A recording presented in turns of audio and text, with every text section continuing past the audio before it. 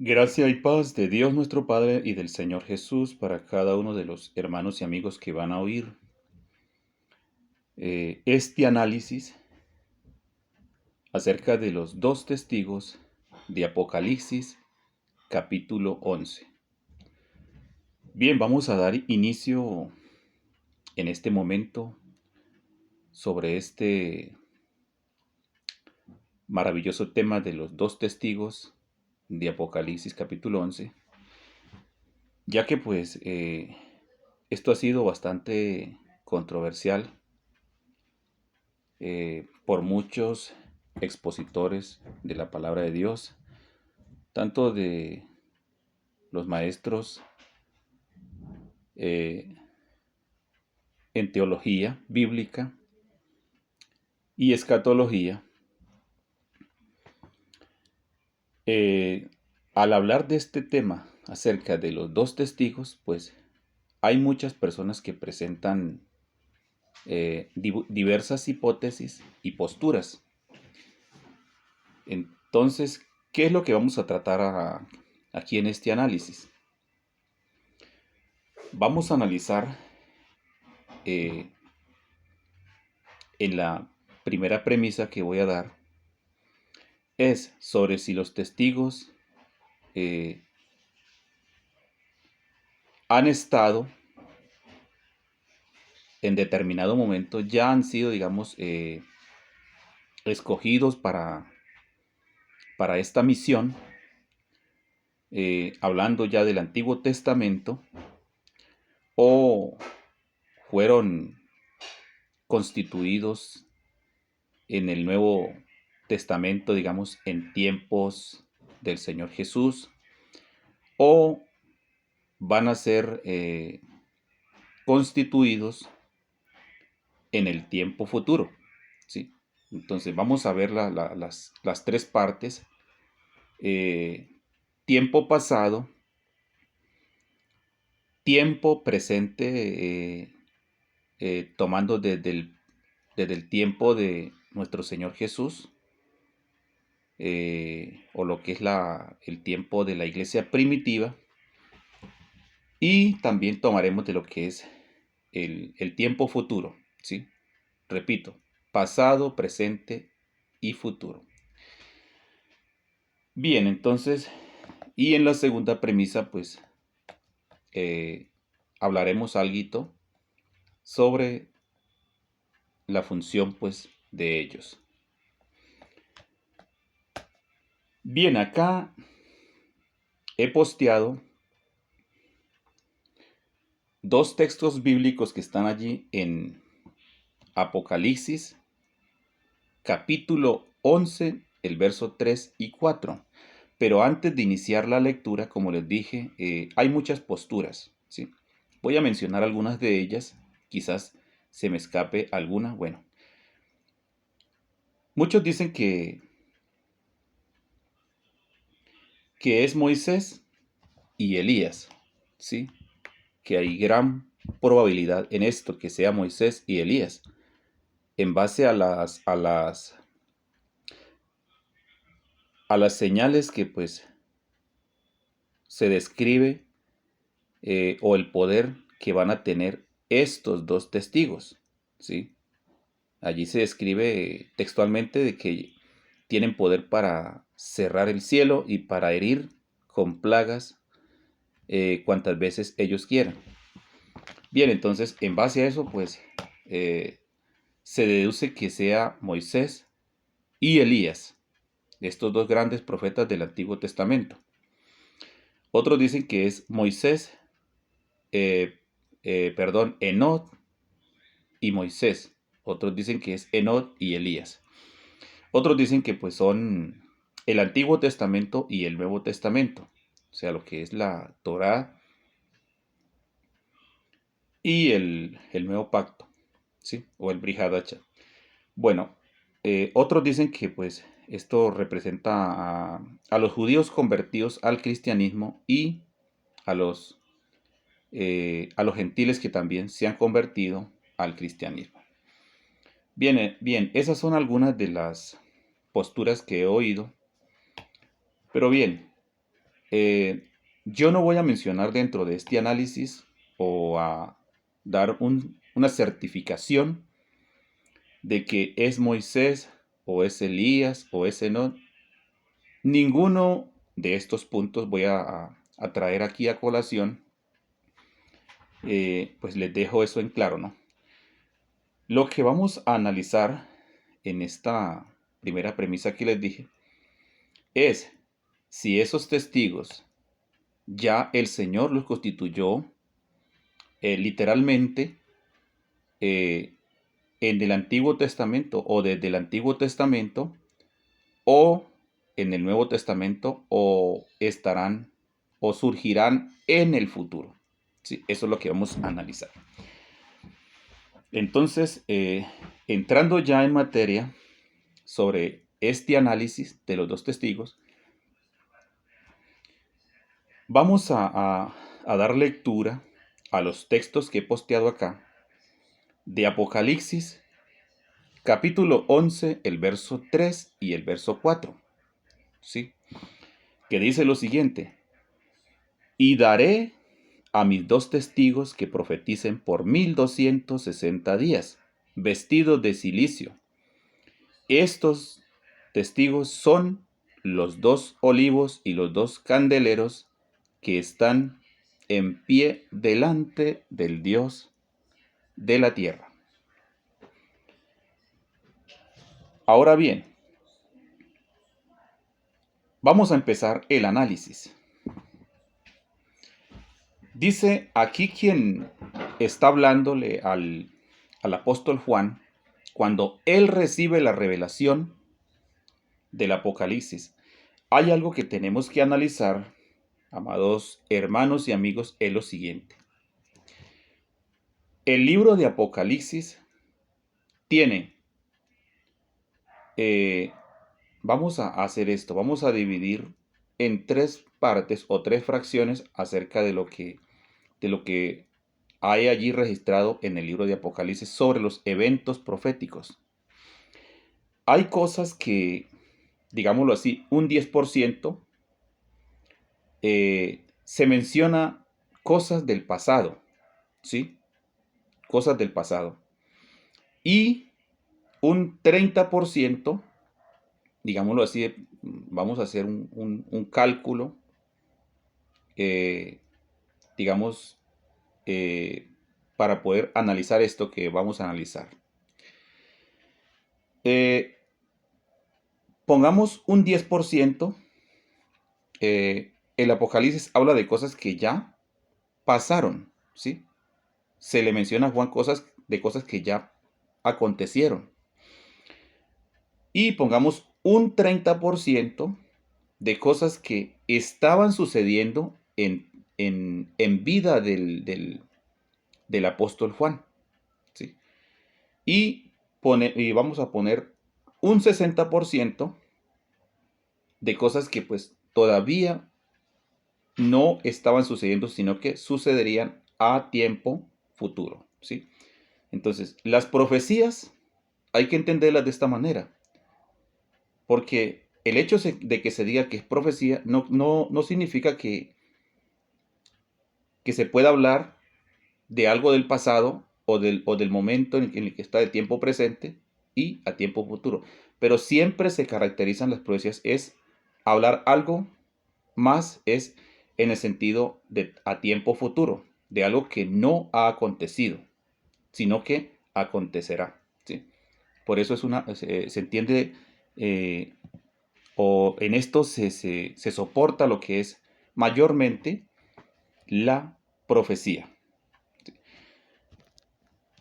¿Qué es lo que vamos a analizar acá?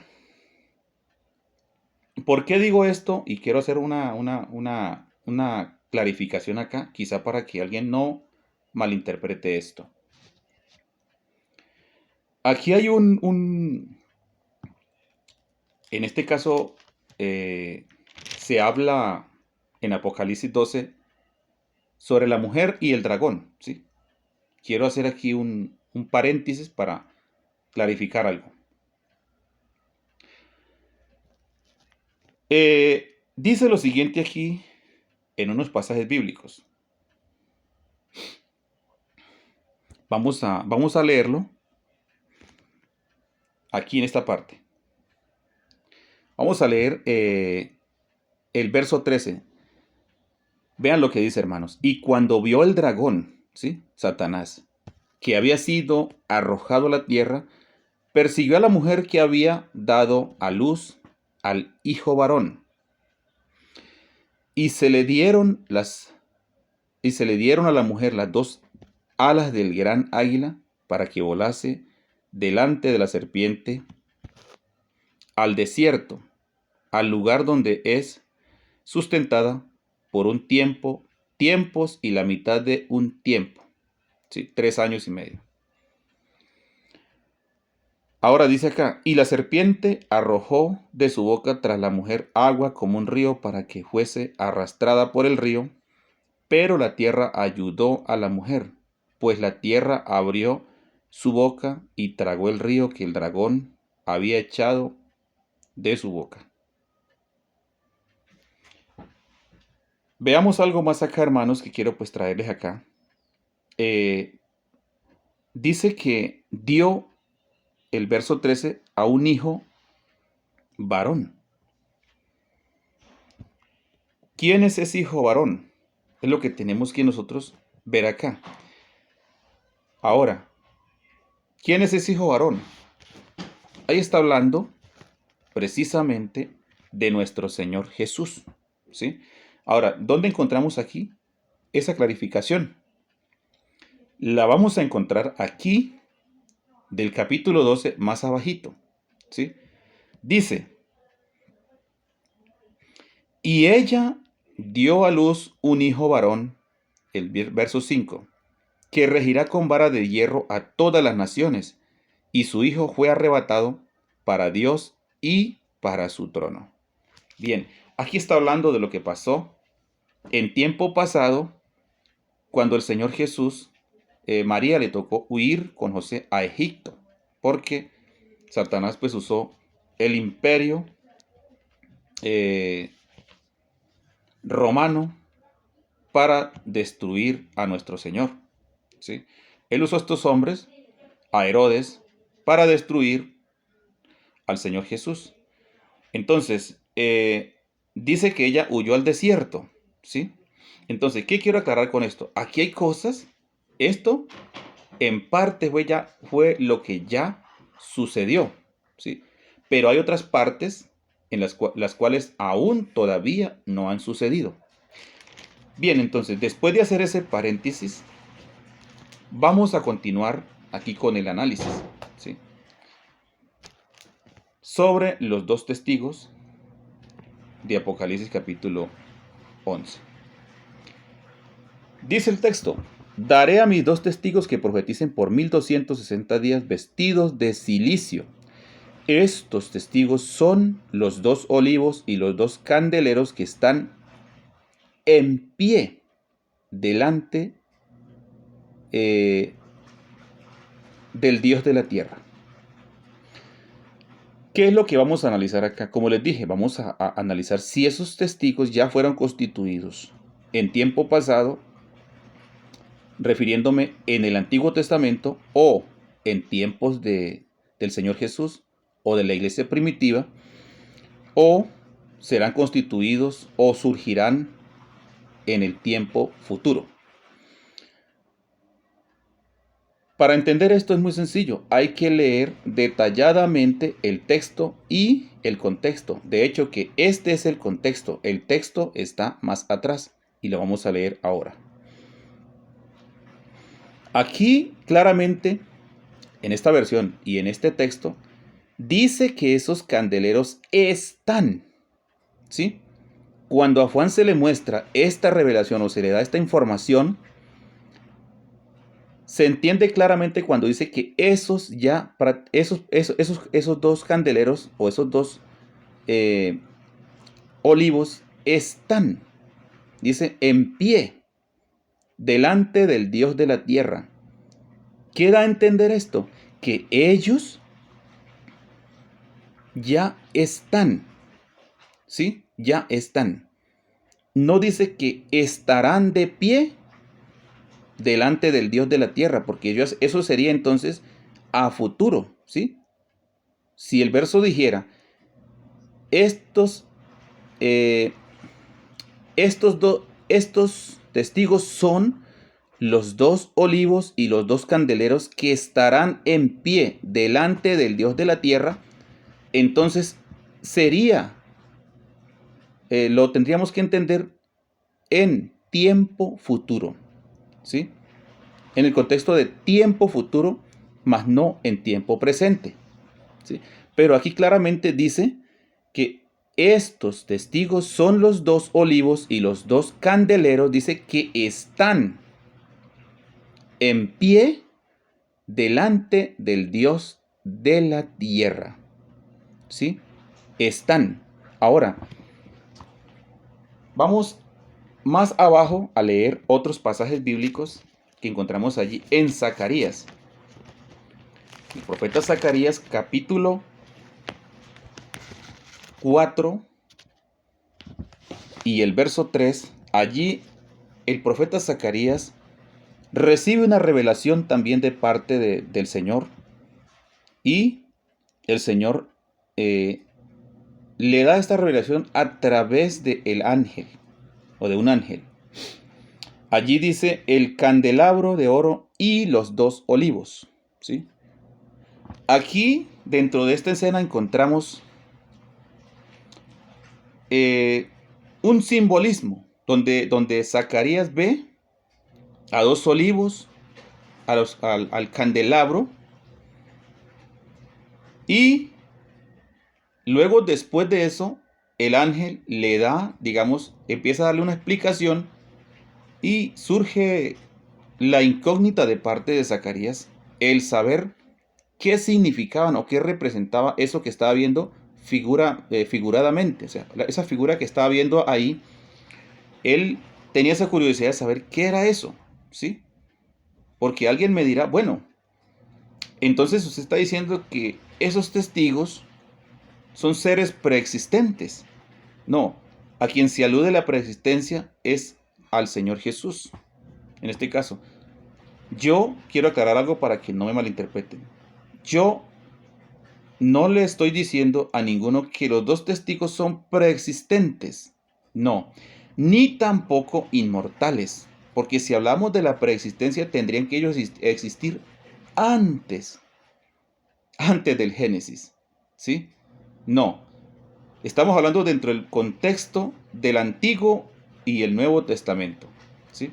Eso es lo que quiero aclararles. Entonces, repito, con esto no estoy diciendo que los dos testigos sean seres preexistentes antes de todas las cosas, o que tengan una coigualdad de preexistencia al Señor Jesús. No, no estoy diciendo eso, ¿sí?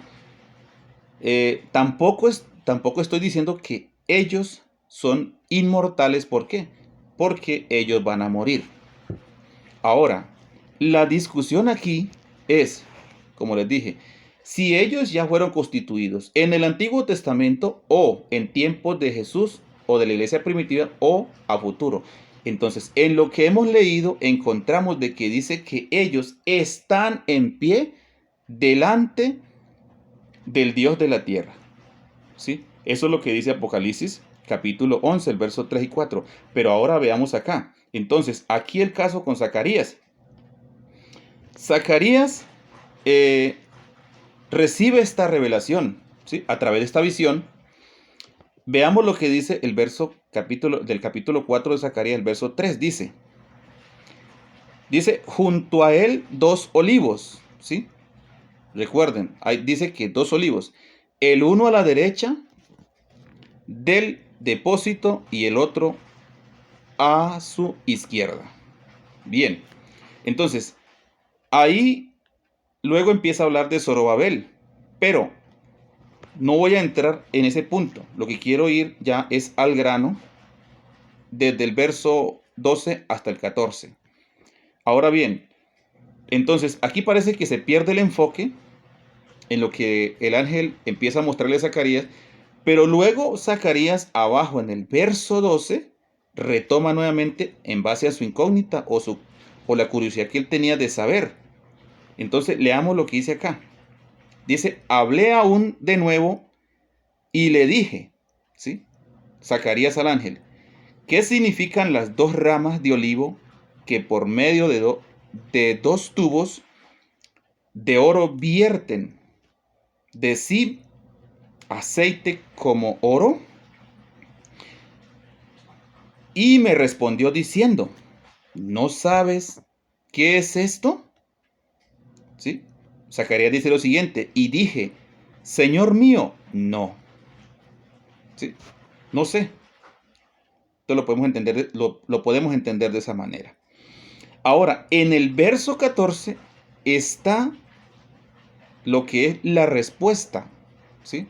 Que le da el ángel a Zacarías. Y él dijo, escuchen bien acá, estos son los dos ungidos, ¿sí?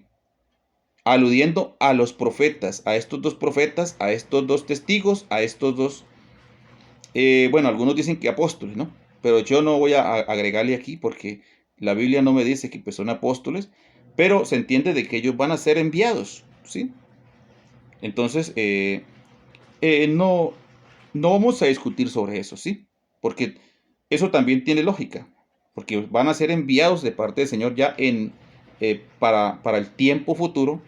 Entonces, se le pueden también llamar como apóstoles, porque apóstoles viene del griego apóstole, que significa enviado de quien envía.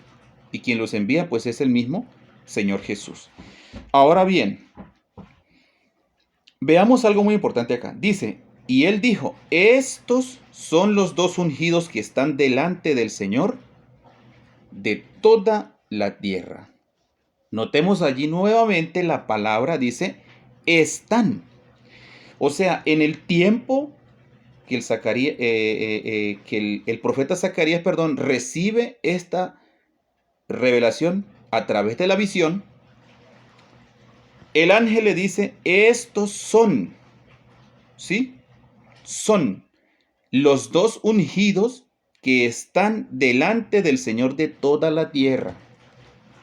O sea que ya, para cuando Zacarías recibe esa revelación, esa visión, ya estos dos profetas estaban, ¿sí? Ya estaban presentes. Dice que están delante del Dios de la tierra. Ahora, no estoy diciendo con esto, y espero que no me malinterpreten, que ellos están allá en el tercer cielo, porque eso no lo estoy diciendo. Dice que están delante del Dios de la tierra. Bueno, ahora, eso, pues, solamente lo sabe Dios en qué lugar están estos dos seres. ¿Sí? Estos dos profetas, estos dos personajes que son literalmente humanos. Dios los tiene reservados, es lo que yo puedo entender y deducir en base a esta información que encuentro acá. Ahora, por eso les dije, no voy a decir que es Enoc, ni que es Elías o que es Moisés, no. Para evitar quizás controversia o malos entendidos, entonces lo que sí sé es que son dos personajes que ya están preparados, ¿sí? No desde antes del Génesis, repito, no, sino en algún momento del Antiguo Testamento, alguno de los personajes que quizás Dios escogió, no sé quién puede ser, bueno, dejémoslo así, pero lo cierto es que ellos ya están, ¿sí? No es que van a ser constituidos y van a estar en pie delante del Dios de la tierra, no, eso no es lo que dice la Escritura, ¿sí? Esto, por eso les dije, esto es cuestión de analizar. Entonces, aquí hay cosas, por ejemplo, como en el caso de Daniel, que también se le mostró acerca del anciano de días, ¿sí? En la visión que él recibió en Daniel 7, donde dice que miraba al Hijo del Hombre viniendo sobre las nubes del cielo, ¿cierto? Ahora, ahí hay que entender dos puntos. Ese evento o esa profecía cuando se le da, o esa visión a Daniel, el anciano de días, claro, él estaba, o sea, él está porque Dios está desde la eternidad, el Padre Celestial.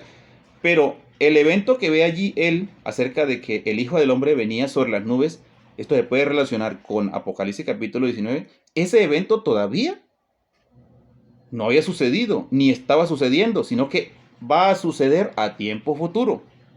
¿Ah? Eso es lo que hay que entender.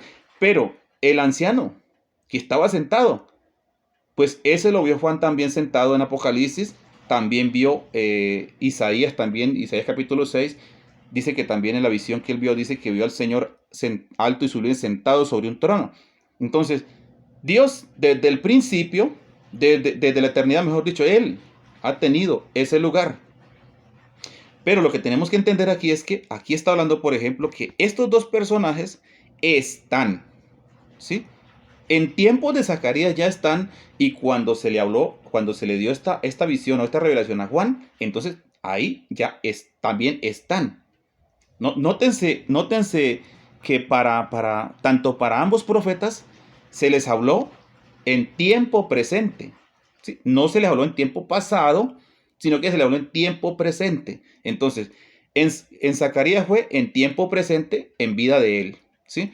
Y tenemos que entender que esta profecía que Dios le dio, o esta revelación a Zacarías, fue más o menos 520 años según se conoce históricamente, antes de venir el Mesías.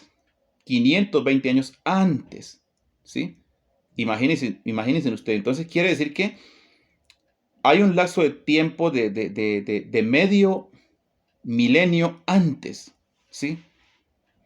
Ahora bien, quizás alguien me cuestione sobre esto y me diga, pero ¿cómo es posible que Dios va a tener tanto tiempo a dos personas reservado? Bueno, primero que todo, debemos entender que para Dios no hay nada imposible que tome a dos personas y las reserve hasta el tiempo que Él quiera, porque Él es soberano y Él hace lo que Él quiere. Y eso es algo que nosotros tenemos que respetar y nunca debemos cuestionar a Dios en base a lo que Él haga. ¿Sí? Quizás para nosotros muchas cosas que Dios hace está mal y es algo descabellado, pero para Él está correcto.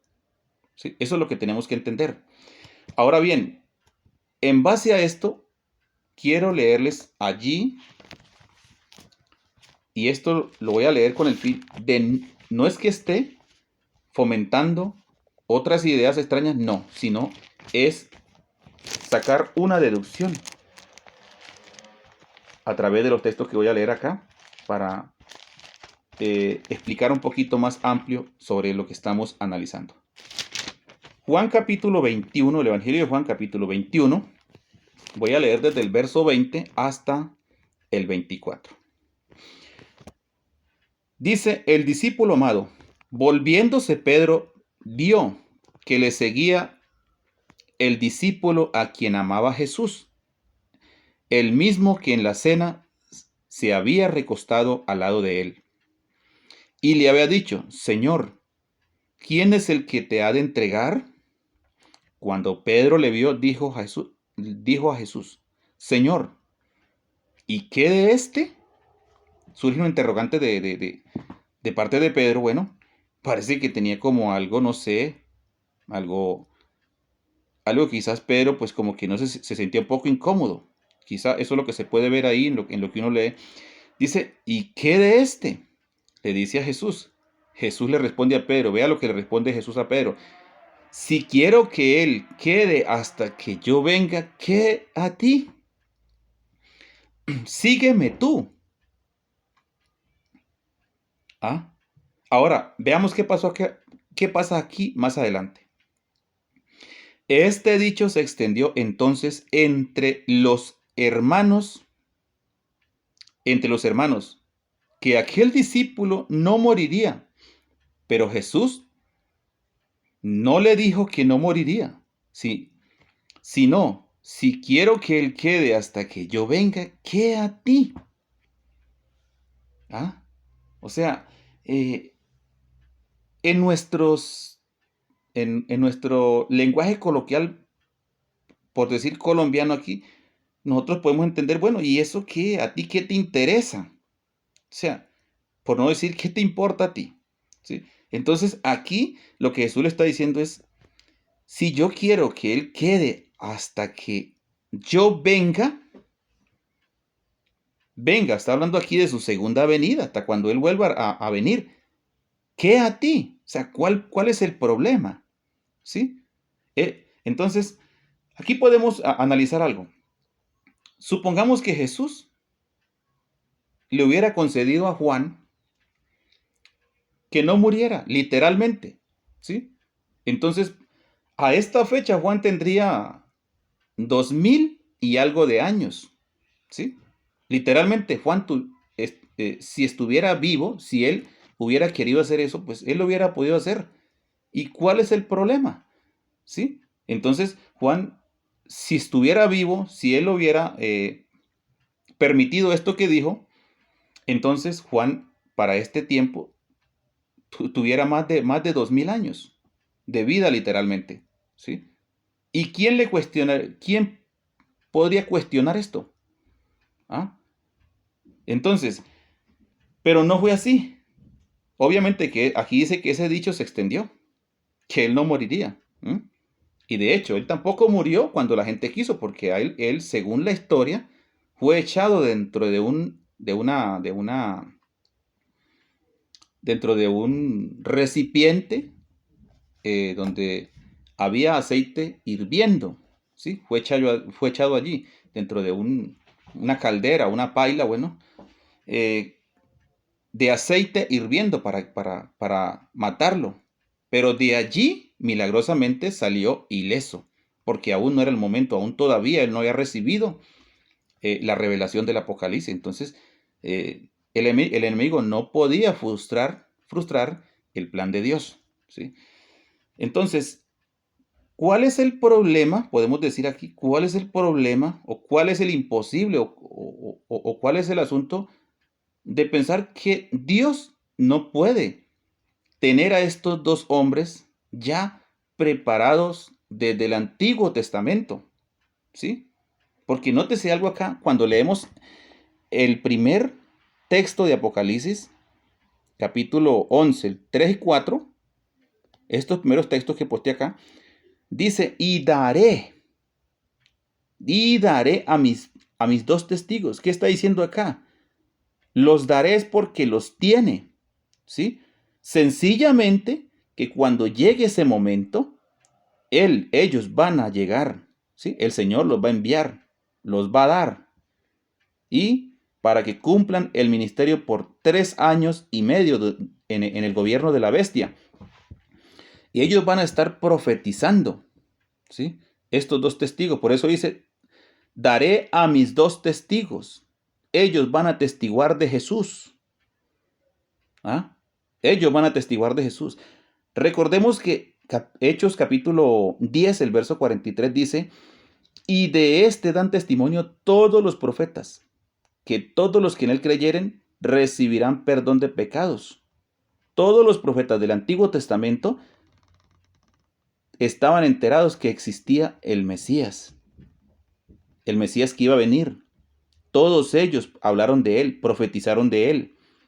Aún Enot, séptimo de Adán, dio una profecía impresionante. Imagínense que a Enot, antes que Abraham, antes que Moisés, antes que Elías, antes que el resto de profetas, él profetizó según Judas. El apóstol Judas habla acerca de Enot, ¿sí? De que Enot había profetizado sobre la segunda venida del Señor. Qué impresionante, hermanos. Enot habló sobre la segunda venida de nuestro amado Salvador, el Señor Jesús. Entonces, es algo maravilloso, ¿sí? Aquí podemos leerlo acá. Voy a leerlo por acá.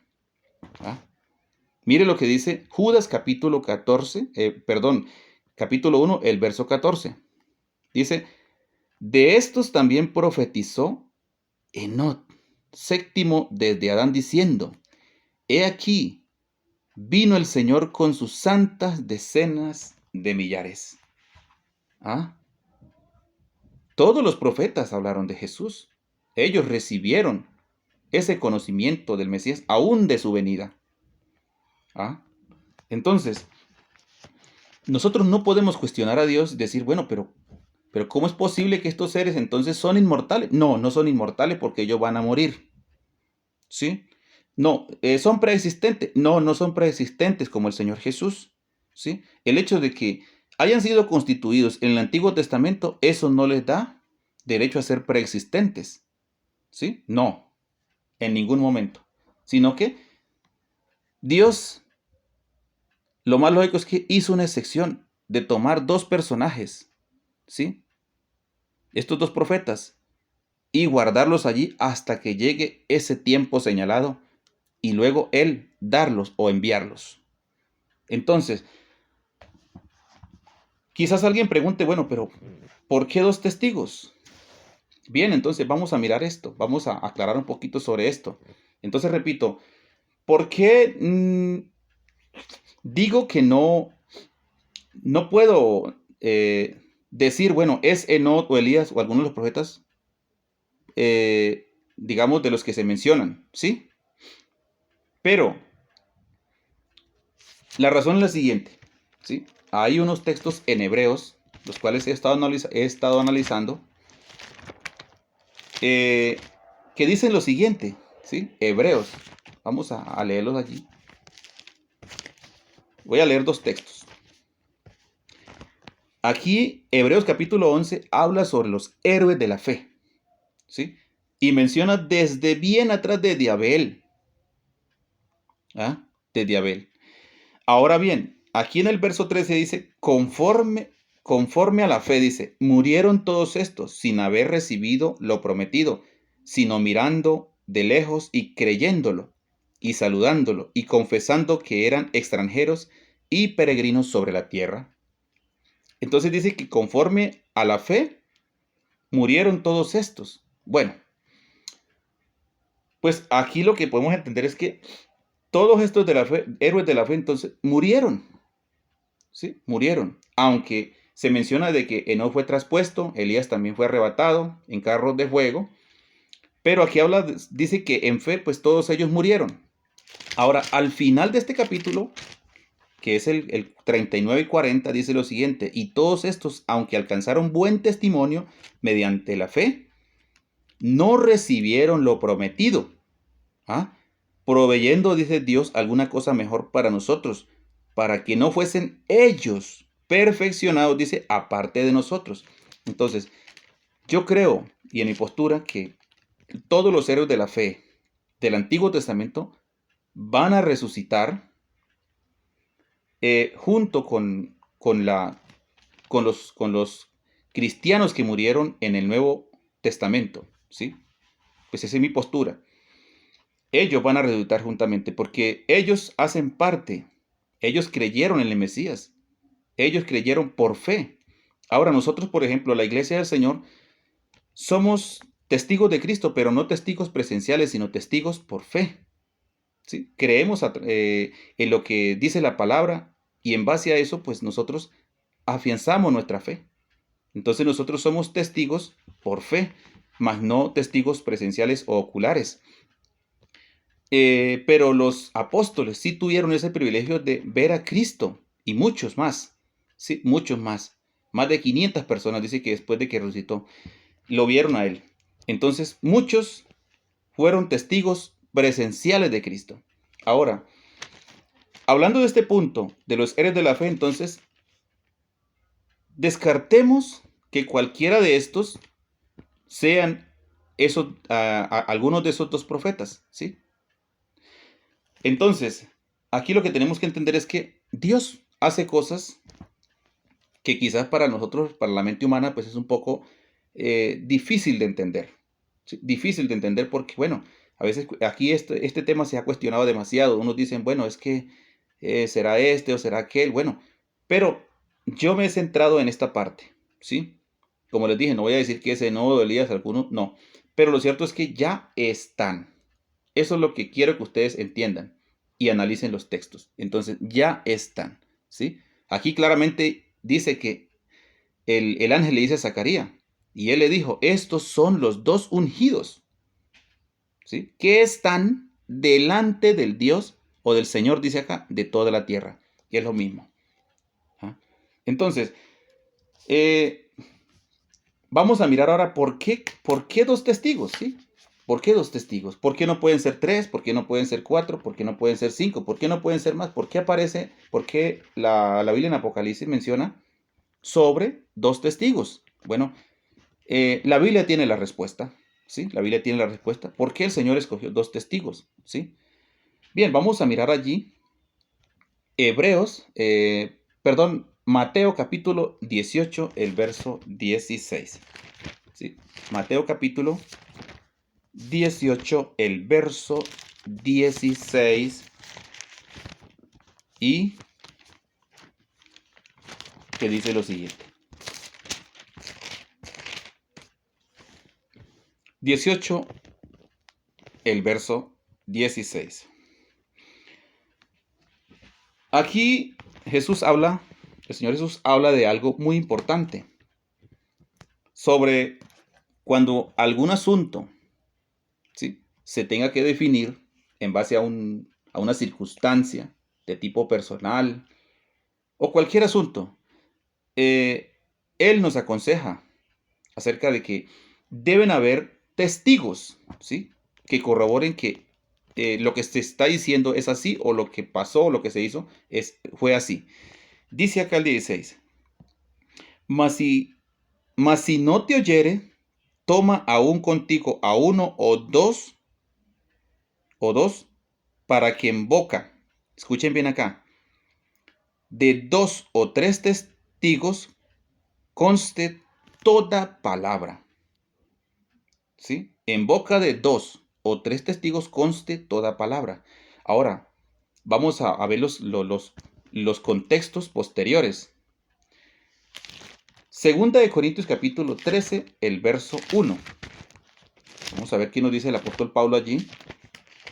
El apóstol Pablo en Segunda de Corintios capítulo 13, el verso 1. Dice lo siguiente el apóstol Pablo allí.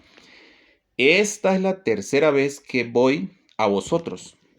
¿Sí? Le dice el apóstol Pablo a los corintios. Esta es la tercera vez que voy a vosotros. Por boca de dos, escuchen bien acá, por boca de dos o de tres testigos se decidirá todo asunto. Gloria sea nuestro Dios por su palabra.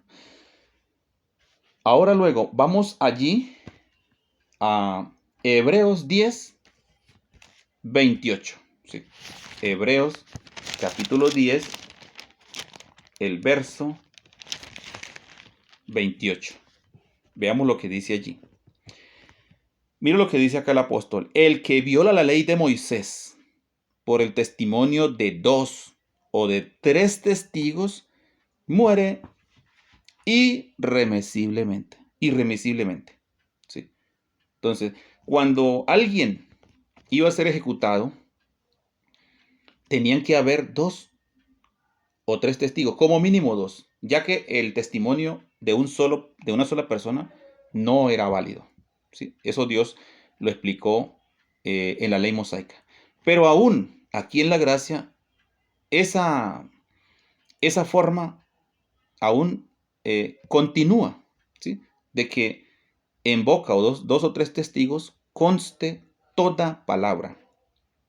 Aquí lo podemos encontrar.